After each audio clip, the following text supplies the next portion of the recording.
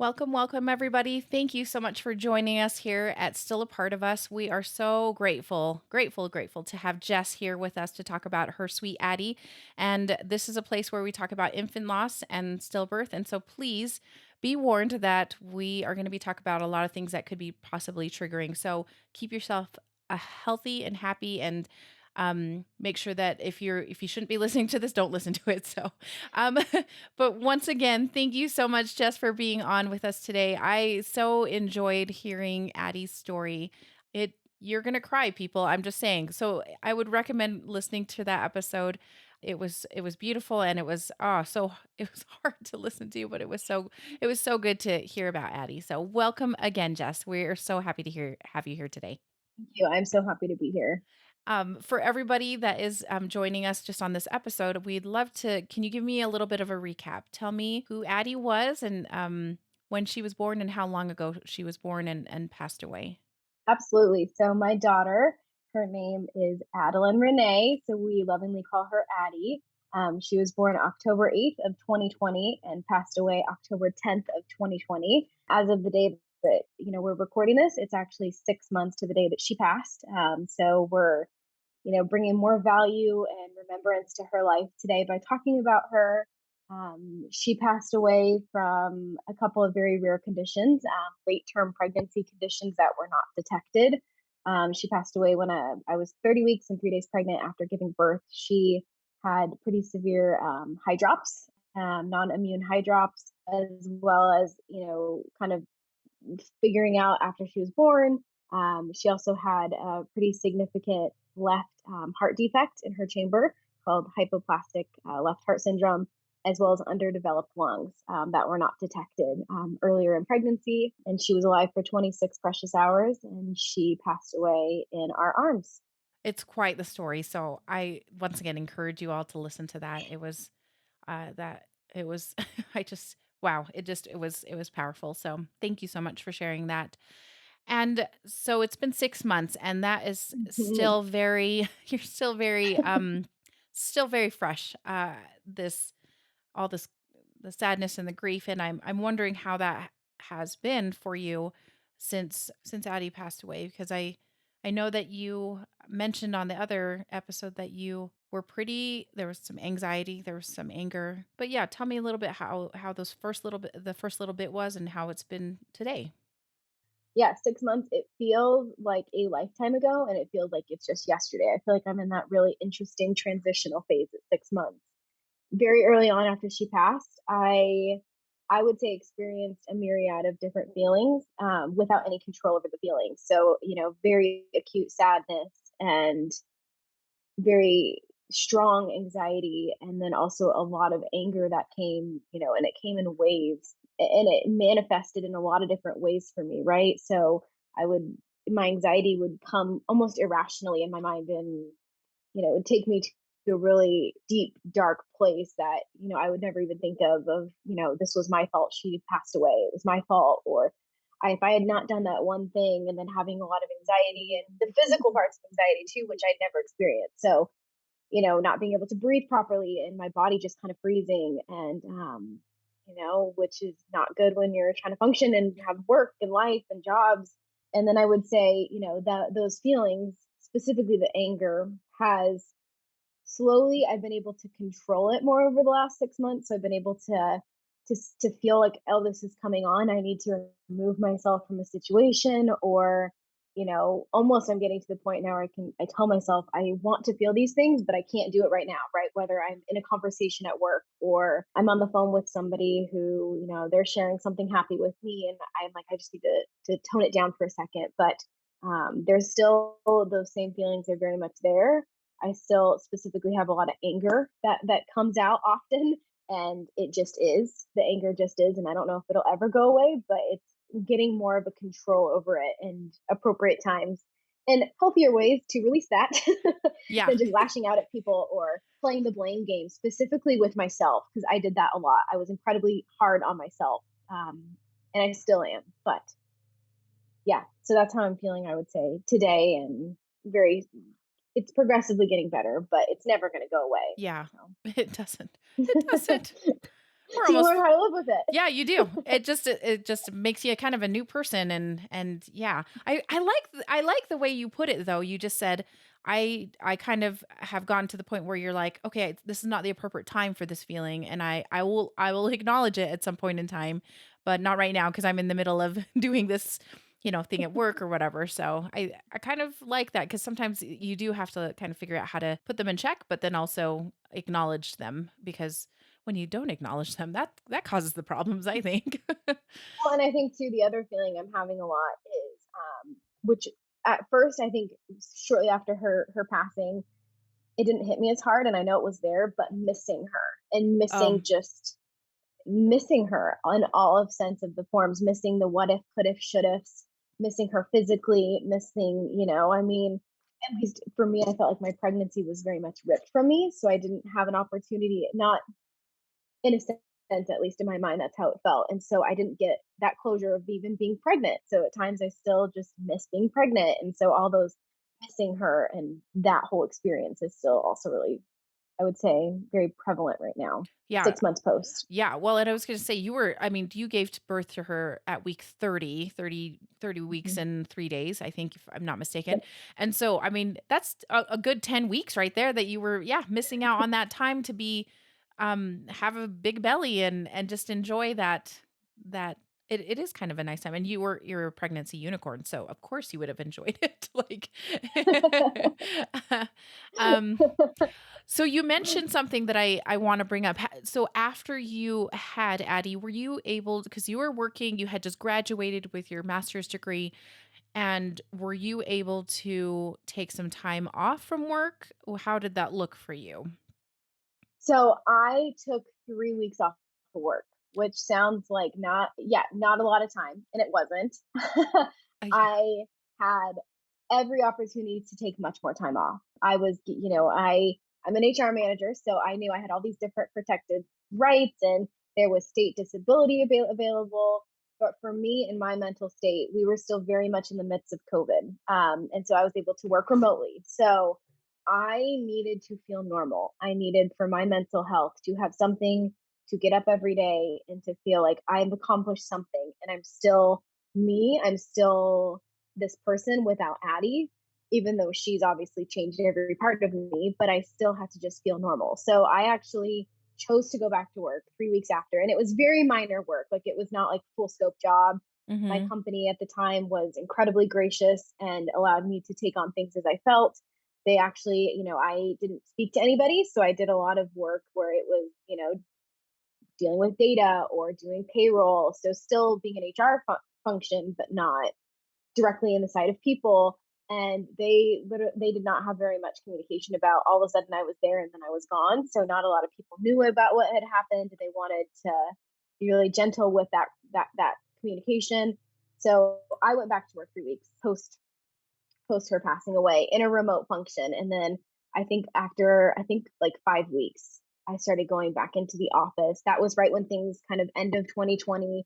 I would do a little bit going in person, Mhm. and seeing people about 5 weeks after. But yeah, 3 weeks was when I started to go back to work.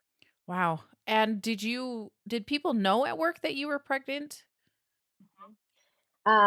Yes, and I was the HR manager, so I was a very big part of the organization. I had a lot of visibility on a lot of different team members across the organization, and even during COVID, I mean, I had planned after the day of her when she was born, and I had my OB appointment, and then Mhm. things kind of happened the way that they did.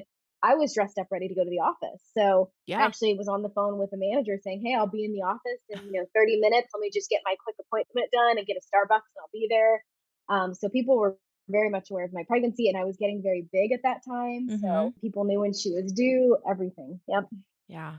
Did what how did that go? Like when you did come back cuz I just remember some of the experiences I had when I came back and thankfully my manager was so good about spreading information and just letting people know what had happened and so people were so gentle with me which was I was so grateful for.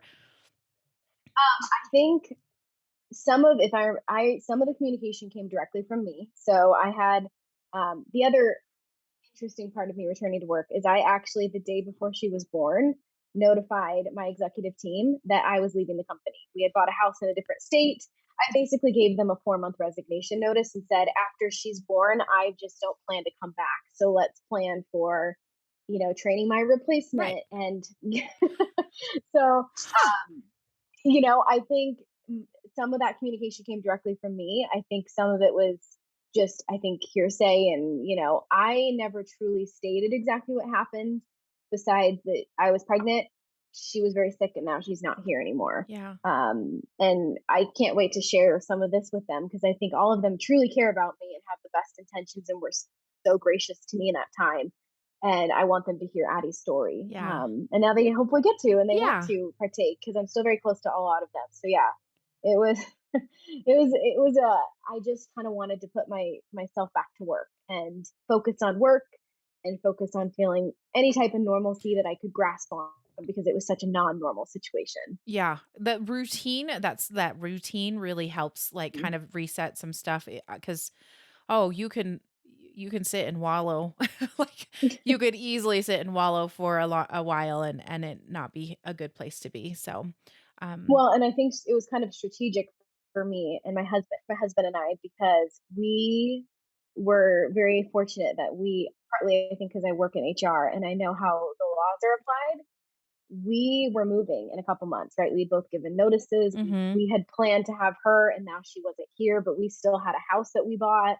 We had a new life that we were going to start because of her, that was due because of her. But so we ended up going back to work so quickly as well because we wanted to bank up that state leave Yeah. once we moved to our new home in California. And we did. We both got multiple months off to just finally breathe. And we got it Oh, paid through the state. And it was all, medically certified. And so part of us also, I felt like, let's get back to work. Let's finish out this chapter with our dignity and our heads held high. And then we will come to California in our new home and continue to feel those feelings and grieve. And we got to have that time. wow, So that is so lucky. I just, like yeah, that's great that you were able to do that. I mean, like, once again, just to have a little routine, but then also to, kind of plan being able to spend that time together. I think that's great. Oh, that's really that's really good. So, um, okay, so well, now that you guys are in your new home, then, and how has that been? I was gonna say that probably was a little bit of reset too, because there's the trauma, right? The trauma that was kind of associated with a different area, and then coming to California and being, yeah, in a completely different area, and starting anew. I guess how's that felt? no, it's one of the things that you and I spoke about a lot in the birth story was there was like these little moments of like things that are not so crappy in a really crappy situation. And having a house that we already had bought and we were just waiting to close, I mean, it felt like this new chapter and this new life. And we were able to not start over or start fresh necessarily because what had happened is always, but we got to basically rework some of those, what I'm trying to come up with. We're trying to, I guess, in our mind, gain a little bit of control about the next chapter and what that looks like, if that makes sense. So, we were going to be able to start new jobs where necessarily I could look, that gives me a lot of anxiety because I now have to start over and that's okay. But also, I get to start over and no one really knows some of the history and some of that sadness or didn't have to live that through with me. And so that's kind of a nice starting point. And we were able to get our puppy, and that was a nice kind of starting point to have something to pour into love. So yeah, it has been really refreshing, and we're so close to my family. I live a mile from my sister, who was incredibly important through all of Addie's birth, and one of my best friends. And she's having her first baby, and so I'm feeling like it's all just really good stuff, and it's the good and not a really crappy situation. Yeah, yeah. That that's a great way of putting it. So yes, it's been great, and it's been really great for my mental health because I am able to, especially the first month, I was able to pour myself into unpacking. Yeah. Very difficult. I think we brought all of Addie's things with us, so we have this beautiful nursery that's completely unpacked and still boxed up. But that's, I love going in there. I love just being able to sit on the floor and say, I'm gonna use this someday, and all of her things are there, and I can't wait to see how that looks. And we bought this house to build a family, and that's going to happen. It's just not today. So I think that first month was very therapeutic too, of unpacking and kind of putting things in their place, saying, this is how it is today. And I can't wait to see the day where it gets to change. And, we expected to have a newborn in this house, but we will someday again, God willing. So, Yeah. yeah. Yeah. That's that's so interesting that that is kind of how it happened. Like, yeah, maybe some blessings there. And you did mention that your sister is pregnant. Mhm. And when I had heard that, that actually brought up some things for me because for a while there, I did not want to go to any baby showers. Like, I'll send a gift, but I'm not going to go to a baby shower. Do you know what I'm saying? Like, so I'm wondering how, I mean, because I know you and your sister are so close. How is that playing out for you? My sister specifically, and I have a lot of incredible family members who are, they just had babies or they're currently pregnant. Hmm. And it's this very interesting feeling of being so incredibly happy for them, and so much joy. And you're living through that with them while also feeling complete devastation and sadness and heartbreak for yourself. And that is a balance that I've been really feeling absolutely the last 6 months. And I think I feel it the most with my sister. I had a coworker who actually was a week behind me in my pregnancy, and Oh, she had a daughter, and her daughter is perfectly healthy and she's here. That was a really difficult milestone. One of my other family members, my aunt, who had her first baby, and she was 12 weeks behind Addy, and she also had a daughter, and she's perfectly healthy. I have so much joy to give to them because I love being pregnant. I love pregnancy. It's incredible, and also feeling so sad. And I think my sister and I, luckily, were very open with each other. mhm. We're very communicative. There's been points in the last, she's 20 weeks actually as of this last Wednesday, and she's having a little boy. There was parts where I would say, I don't feel connected to you. And that was absolutely because I was not wanting to open up or tell her Mm, how I was feeling either. And so, yeah, it's been a really interesting balance. But being able to identify it and being able to say, let's work through it, I think has been key for me because they also want to talk about Addie with me, right? It's not like she just disappeared either. And so she's part of now their story and their baby stories, and they'll know about Addie too. And so, yeah, it's been a really interesting balancing act, especially with my sister. But luckily, we are very close and we talk about things. She wants to talk about Addie still, and she was very much part of her birth story. So, oh, yeah. She was so present. I love the fact that she was able to be there in times when you were physically not able to be there. So, I think yes. I think that's really good, just kinda keeping that communication open and then just, yeah, acknowledging that, some days it's not gonna be easy to be, totally, yeah, happy about things, but I love that you have such great love to give to those other families and those other little babies that have come along or will come along, so Feels like I have more love to give because I'm trying to provide more value to Addie's life through loving others. mm, I think that's a mm. perfect way of putting it when Yeah, I love it. yes. That's so great.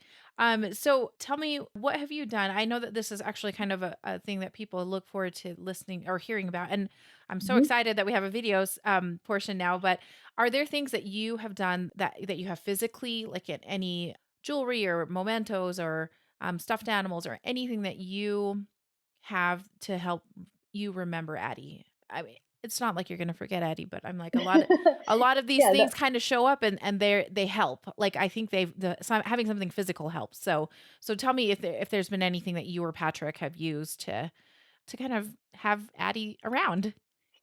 yeah, absolutely. Well, and one thing too that we'll touch on is her memorial service because that Mm, has a lot of there's a lot of physical things to tied to that specifically, but just things that I have around me at all times. So I have a teddy bear mhm, that my sister gave to me, and actually it sparked a good friend of mine who was one of my guardian angels through this process. She's lost a few early miscarriage babies, and it's awful. And she told me one day we also worked together. She said, I told her, I'm like, I'm not sleeping anymore, partly anxiety and trauma and all these things, very normal. And mhm, she said, you also miss her. It's almost like you need something to cuddle and you miss her presence. And my sister went and found this amazing company who has teddy bears, and they actually make them the length and the weight of the baby who passed away. So this is my little Addie bear, And my Addy Look, bear weighs 5 pounds 1 ounces, which is what her weight was, and the bear is also 15 inches long, which is how long she was. that So is cool. this has been a huge support for me. I cuddle it often. It brings me just a lot of joy, and sometimes it's difficult. Sometimes I definitely have I'm crying my eyes out, and I'm like, "Give me my teddy bear," because I get angry. Or, but it's been a vessel of just helpfulness for me. And then I also have some necklaces. I try to wear one piece of jewelry that reminds me of her every day. Oh, Just some Partly because it fuels some of my strength a little bit. Like, mhm. and one of the pieces, my takeaway, and I'll talk about it further, but it's just like it's empowering to go through the absolute worst possible thing you can imagine in your life and being on the other side. And she's a vessel for that. So I have like a necklace on right now that says her name, Addelyn Renee. Uh-huh. And then I have a couple of other necklaces and a set of earrings that my family members have gifted me with, like her birthstone, or somebody, a dear friend of ours, gave me a balloon, which is part of her memorial service. So it's a necklace with a balloon on it, and those are things I try to wear at least a piece a day, so that when I feel that anxiety or those feelings that are really difficult to overcome, I'm able to hopefully use that as a weapon of strength in I my mind, at least. It's how it I works. I love that, a weapon of strength. Yeah, because there are some days where you're just like, "I just can't. I cannot." I think that's so So, cool. Yeah, I know. I was like, "Yep, I like that a lot." I those are the two I have a lot. I use those a lot to just when I'm channeling her or feeling like I need comfort. I have those two things often. That's great. Tell me about your memorial service, because we actually didn't get into that too much. In the birth story, we talked about what you guys did after, but I didn't even ask about the memorial service. I apologize. No, that's okay. It was a really, really special event. I thought of it at 3 in the morning, when I was having an anxiety attack, and I was thinking, I want to do something that celebrates her, and but also we were in the middle of still of COVID, and so there was Right. a lot of things that limitations that we had. But so many of my family and friends had wanted to provide support, and so we actually a really amazing pub and brewery right down where we lived in Washington State. Mhm. They were just opening up, but they had an area, an event space for private parties. So you could basically book it out for the night, and you could have a certain amount of people. So we decided to book it out and invite only our immediate family. But then we decided to have a Facebook Live balloon release for celebration of life, and Oh, we had yes. picked out balloons that said "Forever in Our Hearts," and they were biodegradable. So the environmentalist in me would not feel guilty. Good job, good But we job. actually, thank you. But we actually had all of our family and friends purchase the balloons prior to the event, and we set a time.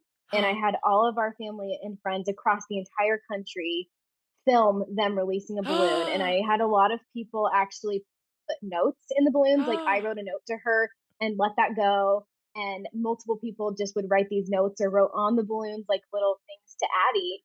And at the same time, we all let them go and we all recorded it.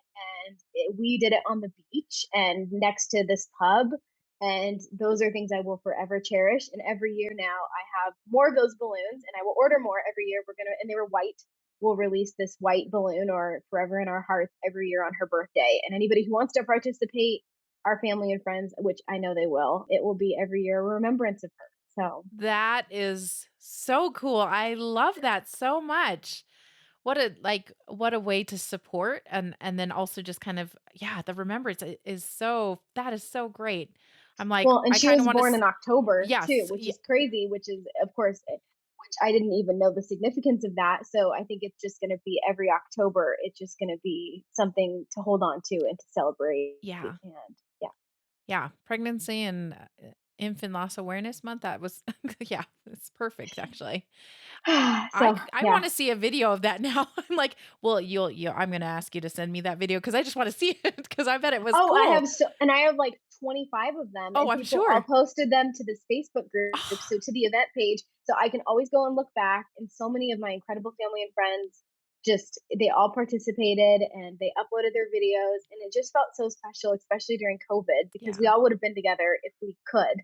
So I right. wanted to keep my family and friends safe, but we were able to have the immediate family on the beach with us as we released them.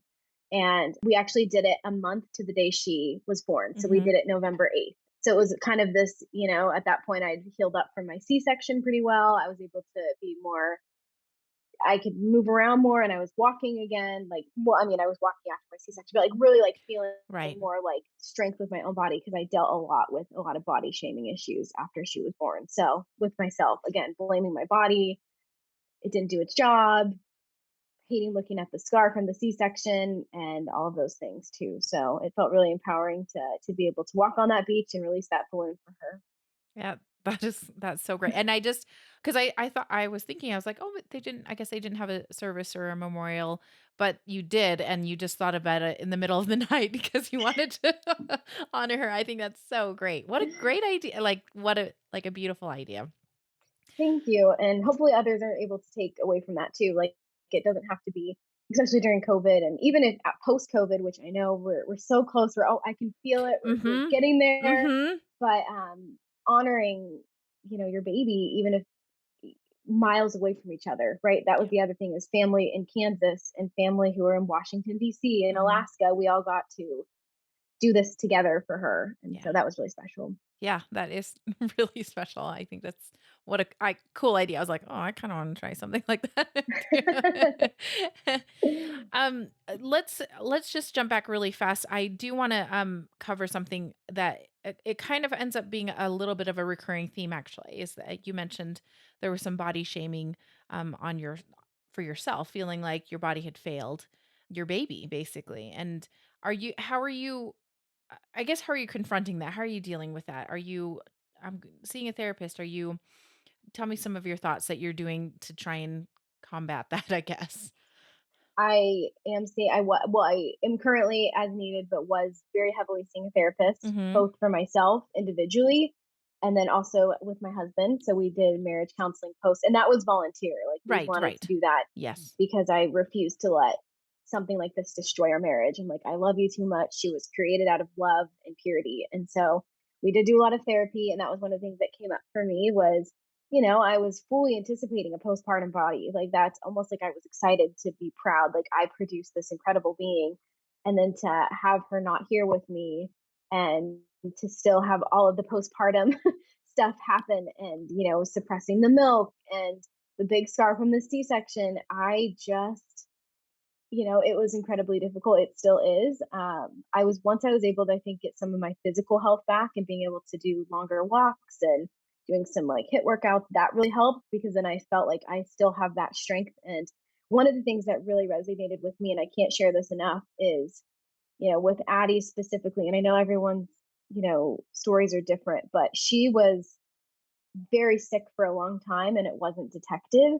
And my doctor said, your body is what kept her alive. Like Mm. you did that, right? And so that was for me, I've been trying to embrace that more of, I was able to carry her for the full 30 weeks opposed to maybe a lot of people with the same condition can only carry for 16 to 20 weeks because they Right. find out and the babies are sick.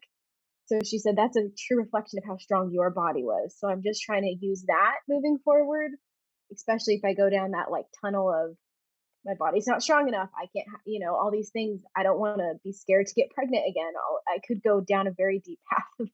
So I'm trying to look at it more of like, no, my body was strong enough to carry her for that long and to keep her here as long as I possibly could. So I've been using that tool a lot. And that was something that was my doctor said and my therapist said, you should really hone in on that piece because that's really powerful. Yeah, just a little bit of reframing there. Yeah, because that's Mhm. true. You mentioned that they usually detect it at like 13 to between 13 to 17 weeks, I think.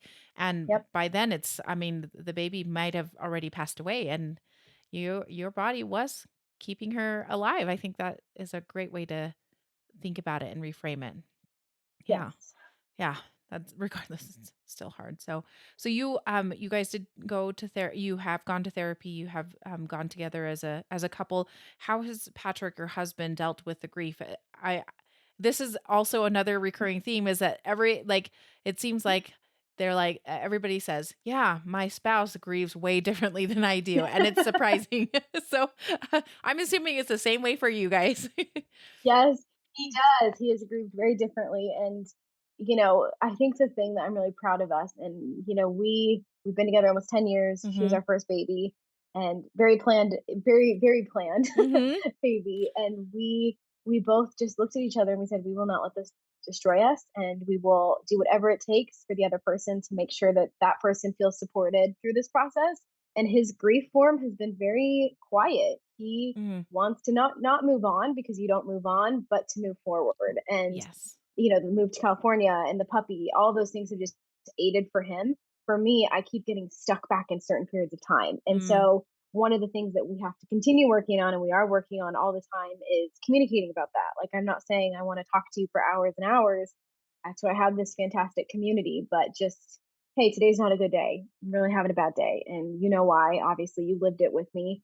And I think we've done a really great job of that. One thing I feel really guilty of is with some of those feelings as both parties. One of the things that I brought up is I have had a lot of anger, and that's something that is new for me. I've never been an angry person, but I will have days where I just get so stressed and immediately just lash out, or mm, um, I get so sad, and then that turns into anger. And he is the person I live with.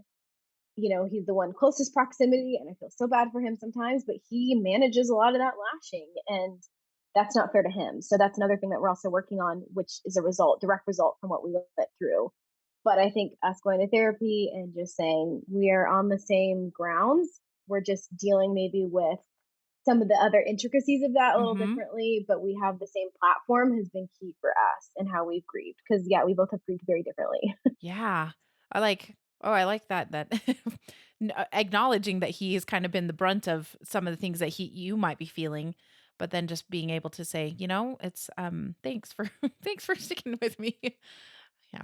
That's Oh, he has, and he's now turning into 6. Now we've been, managing that for 6 months, and he now is to the point where he can pull me out of it. He'll look at me and be mm, like, "Jess, you're doing that thing again, and I know you don't want to do that, but you're doing that thing." And I'm like, "You're right," and he'll pull me out of it now. So it's, I think, gonna forever morph and change, and it's made our marriage stronger. When you go through a trauma like that, I just said I refuse to let this destroy us, and right. every day is building on our marriage and the love that we have and this next chapter. So, Yeah. Ugh, it is so taxing on it is stressing on a marriage, so it's good to hear that you guys are yes, working on it, like, actively. yes, Yes, yes. actively working on it, and Actively. it's so easy. Yes, because it is. I can't. I mean, there was. There was days after she passed where I didn't want to talk to anybody. I just wanted to be by myself. And you could easily go to that place, and I still can. It is an active effort for me to bring in those I love, or to let people ask me about Addy, because I could easily just go into this one. And he's my closest, partner and my best friend, and he's right here living it with me, and I could still isolate him too, and that's not what I want to do. Yeah. So, Yeah. Yes. That's a just kind of realizing, yeah, like, he's not he yeah, he's part of this. He went through this too. So, yeah. Giving a little grace to our spouses, right? Our partners in all this too. So, yes. okay, so tell me, you pointed out so many awesome things that people did for you in the birth story. Like, namely your sister. Your sister sounds like awesome, and she went above and beyond. And I'm wondering if there were other things that she did or anybody else that did that, or even said after Addie passed away that really stood out to you.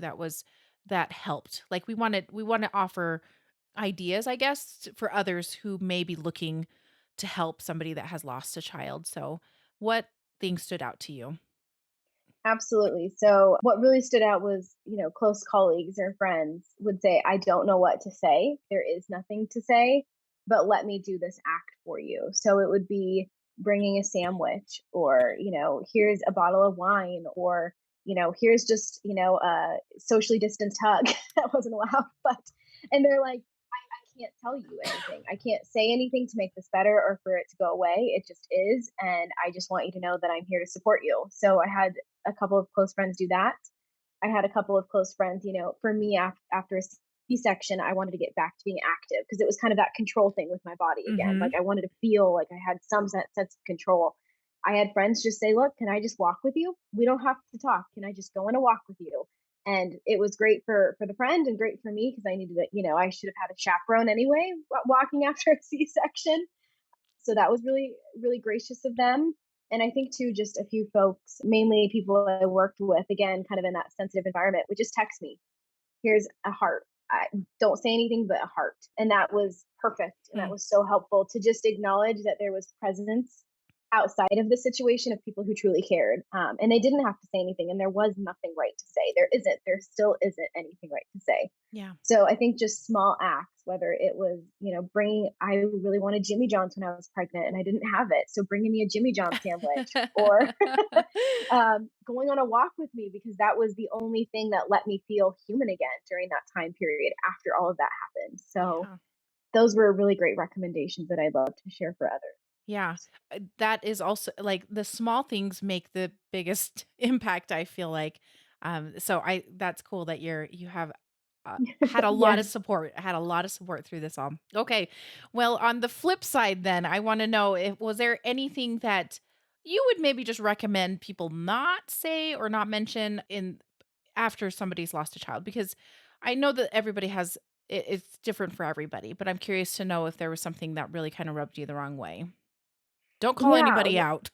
No, We're no. gonna just try and Um, well, I will say, I want to say this because I absolutely was guilty of saying this to others before I went through something this traumatic was everything happens for a reason. And that to me, I read Megan Devine's, or I guess I listened to her audiobook. It's okay not to be okay. That was another gift. Somebody just sent me a book and they're like, just when you have some time, read this. And it ended up being transformational. And her book, she talks about kind of those affirmations. And the intent is usually absolutely not negative, but sometimes people when you go through trauma, you just don't know how to react, or your first, reaction is just an affirmation. And that specific one really was difficult for me. Was everything happens for a reason. I'm like, so you're saying that she was, made and was perfect, and she died. That's okay, or that there's a reason for that. Do I believe that there's a reason, of how I can make her life valuable and provide remembrance every day and make my life better because of her? Absolutely. Hearing that, oh well, everything happens for a reason. I that was really, it's still difficult to hear because I'm like, she's a perfect young innocent baby. Mhm.